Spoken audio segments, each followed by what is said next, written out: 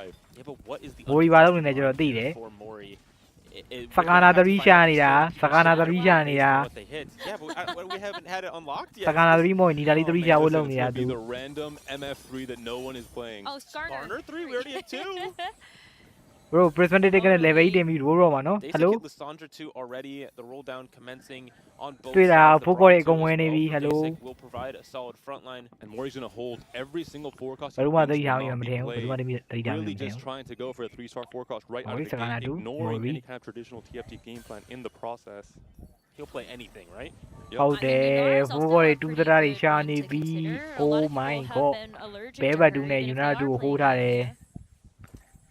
သူ့ရဲ့ဝင်ချမိတ်တမချမိတ်ကလည်းတမျိုးလေးပါလားဗျာရတာသလန်ပြီးတော့ saving account နဲ့ presented ticket နဲ့ထိုင်လို့ရတယ် focus review feel like though when we look at some of these gold totals ဆိုတော့ဘောချန်ပီယံဖြစ်ကောက်အတွက်ဘာနေလောက်အောင်ဆိုလဲအကုန်လုံးလုပ်မယ် that must be something he's going to consider soon especially with invested across the lobbyဖြစ်တယ်ငါနိုင်နေလို့မကျင်ဘူးလားပါညာ has his streak snapped as well, but 2 other players now on fire. So we'll wait for our scoreboard to update to figure out who exactly those are. Towards the bottom of our table, this is where no way, gave a mighty, yeah. In our final augment, possibly of the whole tournament, being gold. Like the steel being very, very popular for so many. Once again, 3 threes for Aaliyah. This time he does not pyro any of those notches. Already knowing that potentially Revan is trying to look for these copies, we'll wait and do a little bit better as well by holding them. Darth Knob also found Spirit Link. Elia, preparation, roll. LeBlanc 2 ရအောင်မယ် LeBlanc 2ရအောင်မလား LeBlanc တန်နူဒါပဲဗျာလာလဲတခါလာလဲကြိုက်စားပဲတခါလာလဲကြိုက်စားပဲအခုလဲကြိုက်စားကို first stand သွားတယ် first stand သွားတယ်တည်တယ်တော်တော်ပြောဘလုံးနေကြိုက်စားပဲဆုံးနေရလေဗျာဘလုံးနေကြိုက်စားပဲလေ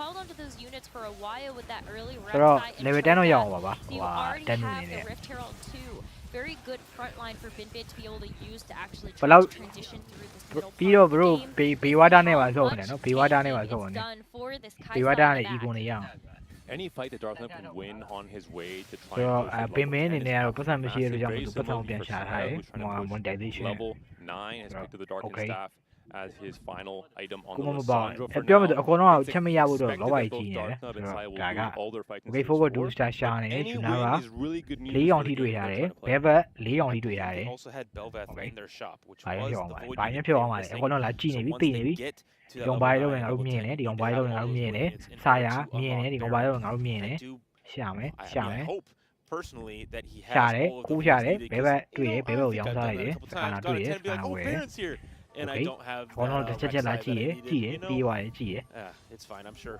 မင်းပါလို့နေငါတို့သိတယ် Mori is rolling. He's just holding all the 4 costs possible. He's on 4 copies of Seraphine, 4 of the Scar. No, wait, sorry. 4 Luxes, so just 4 of everything. No, no. Go work with you. Well, I mean, at some point, your odds are going to increase, right? If you're holding 4 costs out of the pool, also holding them from other people. If there are people that actually want to try to go for the Lux to Masia game plan as a transition. Check out Lisa. Miss Ojong လည်းရှာတယ် United လည်းရှာတယ် Let လည်းရှာတယ် Seraphine မှာရှာတယ်အကုန်ရှာတယ် Econ. Oh, Lisa ကိုကြည့်ရော Seraphine 2 strike ပို့ပေါ်တင်လာ What could be 1 life, even in stage 4, has the benefit of picking up the first of these 5 costs, potentially the Annie or the Zillion. He's playing around an AP shell right now. But that's where he would like to see the Luxes. He has 1 Lux. So Lisa saw ne a little. I think this might be sold the moment he starts rolling down here. He's going to have a lot of gold to work with all the invested rolls. That's true. It's a do or die moment. He